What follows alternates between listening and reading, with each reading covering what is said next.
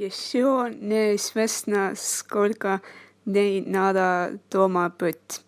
Теперь прогноз погоды, говорит Sally Face.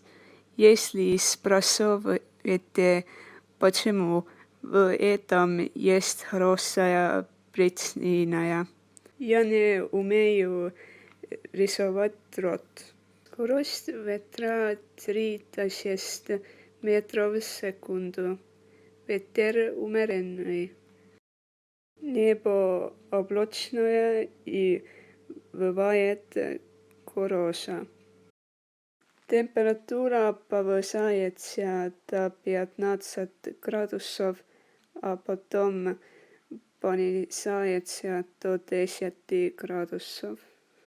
В Риме скорость ветра 5 метров в секунду или слабый ветер. Есть грозовые облака и сильный дождь. Температура 12 градусов. Спасибо за внимание и обратно к тебе. Спасибо тебе, Sally Face. Дальше говорим о